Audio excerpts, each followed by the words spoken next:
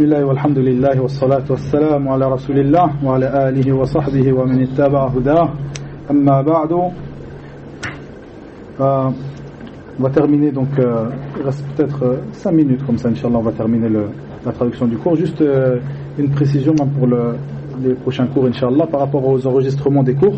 Les enregistrements alhamdulillah, les cours ils sont tous enregistrés. C'est important et tout que les cours sont enregistrés, donc c'est quelque chose que on a l'habitude de faire. Simplement, vous pouvez enregistrer juste pour le nashar, c'est-à-dire le fait de le répandre et de les envoyer et tout aux gens. Tout ça, c'est par l'intermédiaire des frères qui font le site Ahl al-Dhikr. Donc vous trouverez sur la chaîne Telegram qu'ils ont fait, ainsi que le site ahldhikr.fr, parce que les années précédentes, tous les cours ils sont mis à disposition, hein. Mais il y a certains cours, pour certaines raisons, donc c'est régi par des frères qui eux ils s'occupent de al-madda al-ilmiya, des cours de mashayikh et des traductions, parce qu'il y a eu des petits dépassements des années précédentes et certaines personnes qui ont répondu les cours ou des parties des cours d'une manière qu'on n'aurait pas voulu qu'ils le fassent. Donc par rapport à ça, vous pouvez enregistrer pour vous, mais par rapport aux cours quand ils sont répandus, c'est par l'intermédiaire du site Ahl al-Dhikr sur la chaîne Telegram et tout ce que les frères ils ont fait par rapport à ça. Normalement, comme les affiches vous les recevez, vous recevez aussi l'enregistrement des cours. Juste pour pas que, parce que dans les années précédentes il y en avait qui avaient coupé une partie, l'ont mis sur le YouTube d'une certaine manière. Après voilà, bon, tous les cours dans tous les cas ils vont être disponibles. Nous on cache rien, walillah alhamd, et tout ce que vous entendez ici c'est enregistré, c'est répandu. Simplement de la manière dont le répandre, c'est les frères du site Ahl al-Dhikr qui s'en occupent. Barakallahu fikum. Donc le shir, hafidahullah ta'ala, on s'est arrêté sur la traduction du cours de notre shir, sur l'exemple qu'il avait donné. Donc il a pris cette personne-là comme exemple des têtes de l'innovation qui ont répandu leurs ambiguïtés et qui ont été une aide pour Shaitan dans le fait de répandre ces ambiguïtés et d'égarer les enfants de Adam alayhi salam. Cette personne qui est Ibn Arabi, donc le cheikh l'a pris comme exemple et il va prendre certaines de ses paroles comme exemple, puisqu'il parle ici des têtes de l'innovation et de ces gens qui ont répandu ces ambiguïtés, qui ont été une aide dans l'armée de Shaitan, la'natullahi alayh. Et on vous rappelle donc le titre du cours, c'était une parole d'ouverture. Donc c'est une parole générale sur donc dans cette série de cours sur l'importance des réfutations, l'importance de Rudoud, de faire des réfutations et de faire des réponses aux ambiguïtés, aux gens de l'ambiguïté. C'est pour cela que le cheikh a été général dans son exposé, et il viendra donc dans les prochains cours des cours plus spécifiques, comme le cours de demain à la même heure à 16h ici dans cette mosquée de notre cheikh Adil Sayyid hafidahullah ta'ala, sur une réfutation à ce qu'on appelle la secte des coranistes, qui s'appuie donc sur la sunna, sur le Coran pardon, et qui refuse la sunna du prophète Mohammed sallallahu alayhi wa sallam. Ce sera demain avec notre cheikh Adil Sayyid à 16h incha'Allah ta'ala. Donc le cheikh de nous dire que cette personne-là, Ibn Arabi, dans ses livres Al-Fusus ou Al-Futuhat et autres que cela, a expliqué et a exposer aux gens cette croyance qui est wahdat al-wujud. Et donc le cheikh l'a pris comme exemple pour parler des têtes de l'innovation qui ont été une aide à Shaitan, la'natullah alayh. Il dit que, en citant un passage pour traduire approximativement cet égarement, un passage d'un de ses livres à cette personne Ibn Arabi, sachant que le shir c'est une parenthèse, donc j'ouvre ici une parenthèse, donc que c'est ma parole à moi, Abdou Samad. Cette personne-là, Ibn Arabi, c'est quelqu'un qui est suivi et qui est lu jusqu'au jour d'aujourd'hui. Et dans beaucoup de mosquées, même ici en France, vous trouverez ses livres. C'est pour ça que le shir a dit que cette personne-là, ses livres sont encore édités, puisque nous, chez nous en Égypte, ces livres-là, ils sont édités et ils sont répandus d'une manière que vous ne pouvez pas imaginer si vous ne l'avez pas vu. Et dans ces mosquées ici en Égypte, en France, pardon, vous trouvez des livres de lui. Et parfois c'est des petits livres, même dans des mosquées salafis comme cette mosquée, il faut bien regarder de temps à autre dans la maktaba pour bien voir, parce qu'il y a des gens qui viennent rentrer ce genre de livres. Voilà, je ferme la parenthèse, chose que le cheikh n'avait pas évoquée.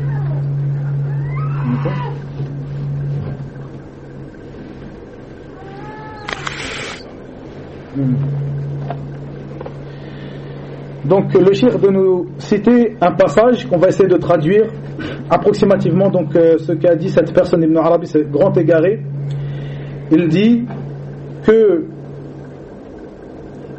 il prétend que Allah a fait pour l'homme une face apparente et cachée, et la face cachée de l'homme il l'a fait à son image. Allah Azza wa Jalla a fait la face cachée de l'homme à son image.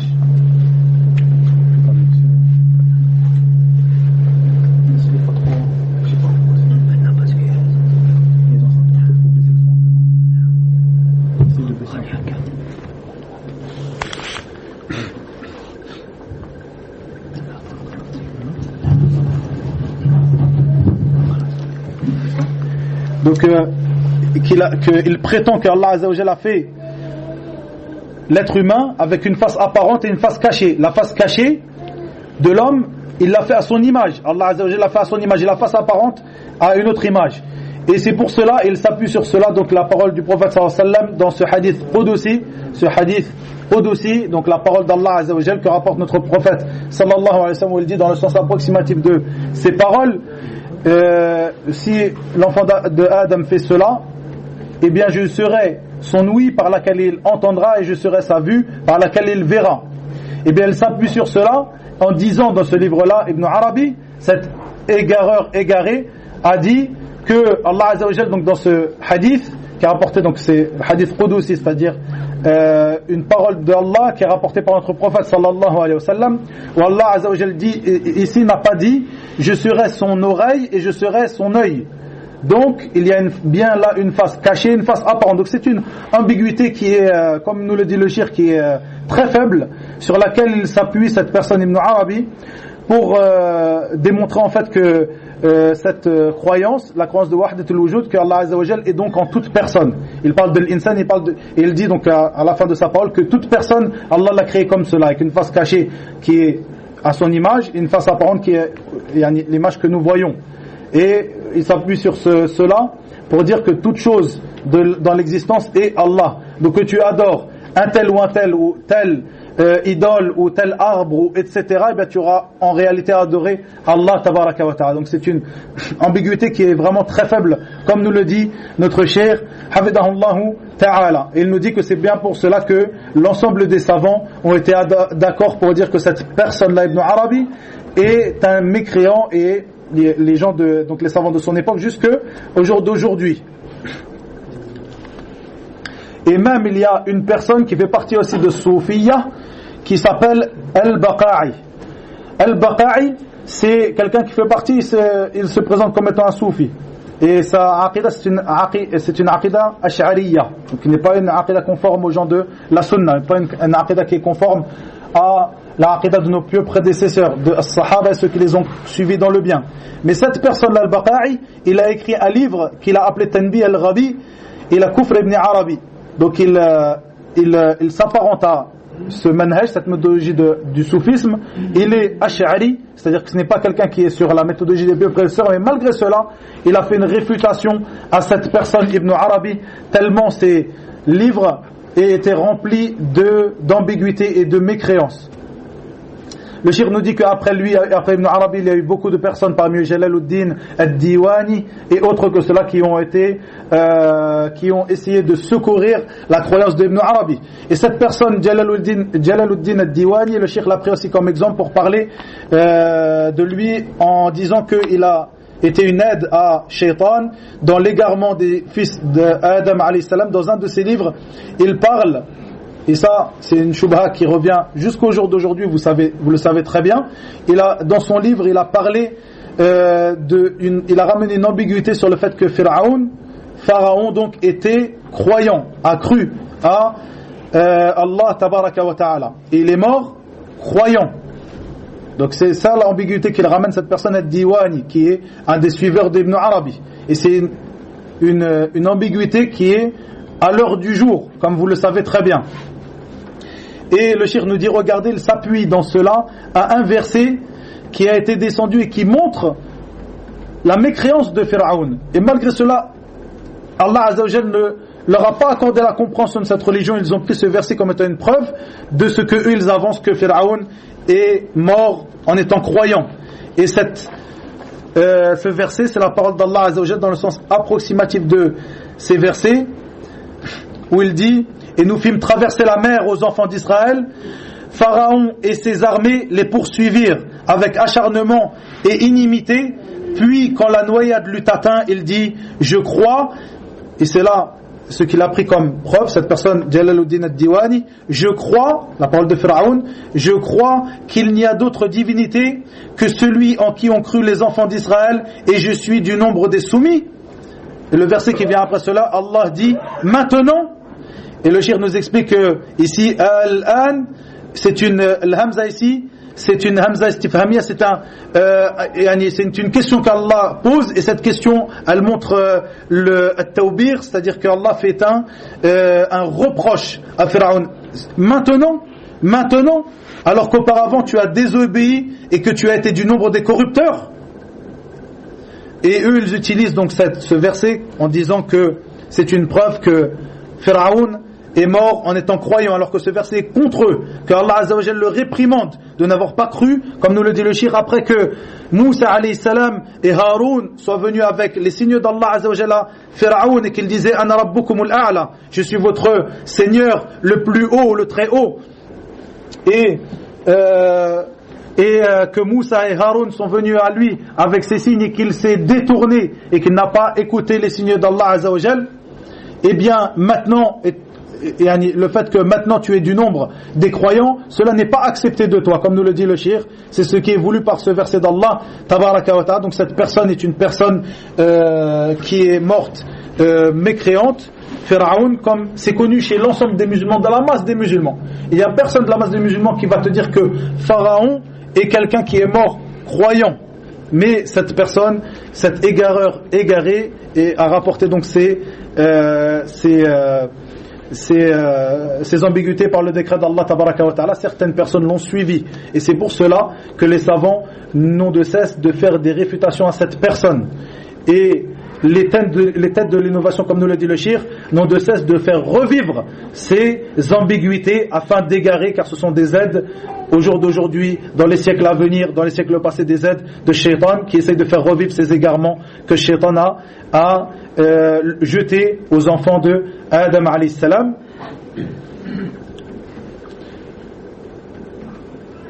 Et le cheikh de nous dire que le prophète sallallahu alayhi wa sallam, pour nous montrer donc la mécréance de Pharaon, que le prophète sallallahu alayhi wa sallam a dit, dans le sens approximatif de ses paroles, que la porte de la tauba, c'est-à-dire du repentir, est ouverte jusqu'à ce qu'on arrive au dernier souffle, ou jusqu'à ce que le soleil se lève de son couchant. Et cette personne-là, Pharaon, est arrivé à son dernier souffle. Donc la porte du Tauba ne lui était pas ouverte, même si il aurait soi-disant cru en Allah tabaraka wa ta'ala à ce moment. Et le cheikh de nous dire que regardez, ces gens de l'innovation sont venus au livre d'Allah Azza wa Jal, et comme ils n'ont pas pu falsifier le livre d'Allah Azza wa Jal, car il est préservé et que les croyants ne cessent de se le transmettre avec une chaîne de transmission authentique de père en fils, eh bien regardez, il n'a pas plus falsifié le livre d'Allah Azza wa Jal dans ses lettres, mais il a donc falsifié le livre d'Allah Azza wa Jal dans son sens, c'est-à-dire qu'il lit la parole d'Allah Azza wa Jal, mais il falsifie le sens et détourne le sens des paroles d'Allah tabaraka wa ta'ala.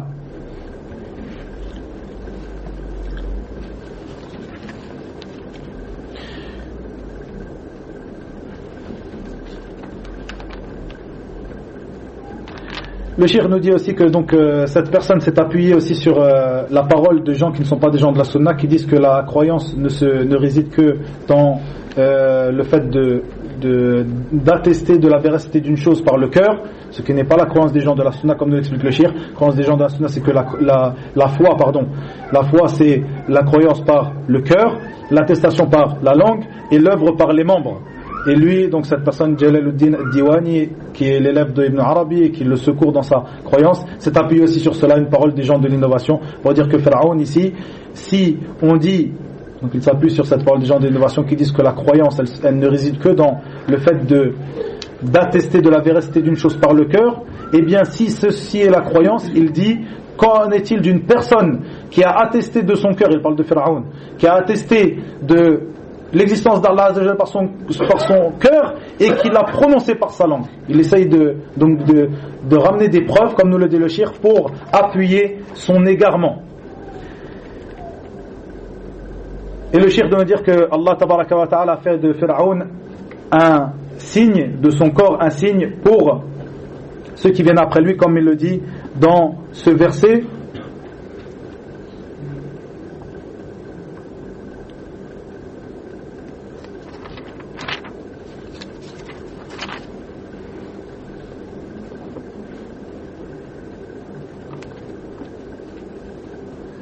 Nous allons aujourd'hui épargner ton corps afin que tu deviennes un signe à tes successeurs. Cependant, beaucoup de gens ne prennent aucune attention à ces signes d'avertissement. Donc, tout cela, ce sont des preuves que Pharaon a bien été parmi du nombre des mécréants. Mais regardez, le shir nous prend comme exemple cette personne-là et ses ambiguïtés qu'il ramène afin d'égarer la communauté. Donc, faites-y bien attention, comme nous le dit notre shir, Hafidahullahu Ta'ala. Et le shir nous dit comme cela, les gens de l'innovation et les têtes des gens de l'innovation dans tous les temps, parmi eux, à leur tête, la tête de Al-Khawarij, Dhul Khuwaysira, Al-Tamimi, qui était à l'époque du prophète sallallahu alayhi wa sallam, qui est sorti contre le prophète sallallahu alayhi wa sallam, qui est la tête de Al-Khawarij. Aussi, Ibn Saba'a, qui est lui la tête de Al-Rawafid, les chiites Rafida, qui sont des gens qui n'ont rien à voir avec cette communauté, qui n'ont rien à voir avec les musulmans. Ibn Saba al-Yahudi, qui était un juif, qui s'est fait passer pour un musulman, qui ont rapporté des shubuhat. Dhul Khuwaysira, al-Tamimi, qui a rapporté une shubuhat, qui a rapporté des shubuhat, c'est-à-dire des ambiguïtés devant les compagnons du prophète Muhammad sallallahu alayhi wa sallam, en prétendant que le prophète Muhammad sallallahu alayhi wa sallam n'était pas juste. Aussi Ibn Saba'a al-Yahudi, ce juif qui se faisait passer pour un musulman, qui a rapporté ces ambiguïtés dans la communauté jusqu'à ce que ceux qui l'ont suivi et qui ont suivi ses égarements sont sortis contre Uthman Ibn Affan Dhun Nurayn, qui était marié avec deux filles du prophète, qui s'est marié avec deux filles du prophète Muhammad sallallahu alayhi wa sallam, l'une après l'autre, qui était parmi les 4 califes bien guidés, parmi les plus grands compagnons du prophète Muhammad sallallahu alayhi wa sallam, que le prophète a attesté de sa place au paradis, et bien elles sont sorties en ayant suivi ces égarements et ces ambiguïtés qui ont été jetées par Ibn Saba al-Yahudi. Ils sont sortis contre lui lorsqu'il était le calife et ils l'ont tué. Regardez où ces égarements, le shir nous met en évidence cela et nous dit de regarder jusqu'où ces égarements et ces ambiguïtés peuvent mener le musulman. Et le shir nous dit que toutes ces choses-là, ce sont des épreuves afin que Allah Azza wa Jal, afin qu'il soit fait un discernement entre le bon et le mauvais.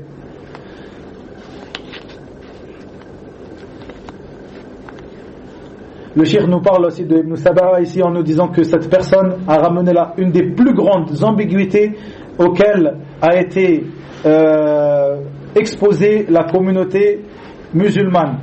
Cette ambiguïté qui touche à la base de cette religion qui est le tawhid d'Allah Azza wa Jal. Car bien sûr, comme vous le savez, cette personne-là qui est le fondateur de Shia al-Rafida, des Rafidites comme ils disent en français, les chiites Rafidites qui n'ont rien à voir avec la religion d'Allah tabaraka wa ta'ala, ces personnes-là qui eux leur religion c'est de l'association à Allah tabaraka wa ta'ala, qui élèvent leurs imams au rang de messagers plus haut que cela, à des rangs de divinités, qui font des pèlerinages auprès de leur tombe. Ces gens Rawafid qui eux insultent les compagnons du prophète Muhammad sallallahu alayhi wa sallam. Le shir nous dit que ça ce n'est pas la croyance des gens de la sunna. La croyance des gens de la sunna, c'est qu'ils parlent en bien de tous les compagnons du prophète Muhammad sallallahu alayhi wa sallam et qu'ils les agréent et qu'ils se taisent sur les choses qu'ils ont pu qui ont pu arriver entre eux, ils n'en parlent pas, plutôt ils les agréent, ils font dua pour eux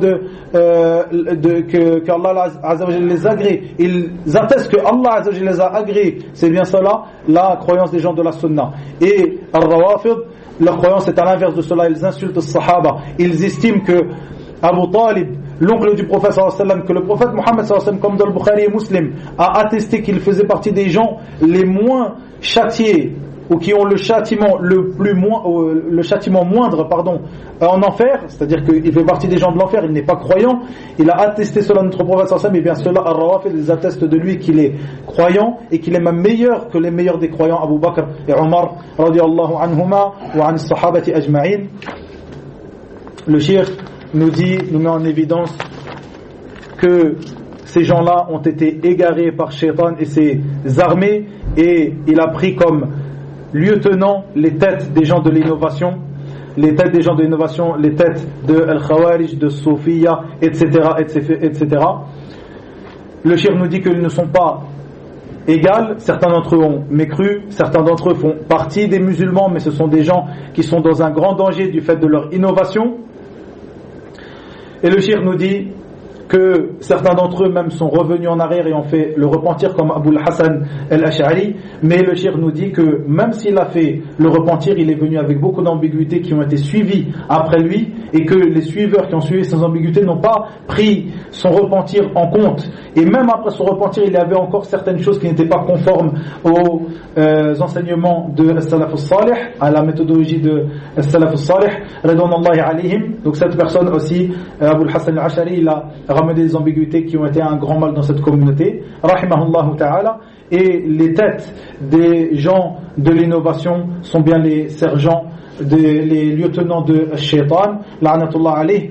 Et le cheikh nous dit qu'on aura l'occasion dans les prochains cours de détailler un peu plus en détail sur certaines sectes ou certaines ambiguïtés. Et il termine donc le cours en nous disant que parmi les plus grandes têtes des gens de l'innovation au jour d'aujourd'hui, il y a parmi les plus grandes sectes qui appellent à leur innovation, il y a la secte de l'Ikhwan al-Muslimin, des frères musulmans. C'est une secte qui a ramené beaucoup d'égarements et de mal dans la communauté musulmane. Et le cheikh nous dit que les têtes de cette communauté sont des gens qui, lorsque on suit leurs écrits, c'est-à-dire on lit leurs écrits, quelqu'un bien sûr qui est averti et qui est aguerri et qui a de la science, eh bien il lit ces écrits-là, eh bien il se rend compte que ces gens-là, ils ont même de l'hypocrisie qui va à l'encontre de l'islam. Et parmi ces gens-là, le fondateur de la secte des frères musulmans, Hassan al-Banna, parmi ces gens-là, Mohamed al-Ghazali, donc le contemporain Mohamed al-Ghazali, parmi ces gens-là, Al-Qaradawi, qui fait partie d'une des grandes têtes des gens de l'innovation au jour d'aujourd'hui,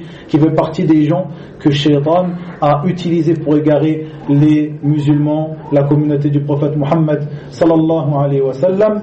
Et donc dans les prochains cours, on aura l'occasion, Inch'Allah ta'ala, de détailler plusieurs ambiguïtés, comme nous le dit le cheikh, et faire des réfutations à plusieurs de ces sectes. Wa ilahuna wa billahi tawfiq.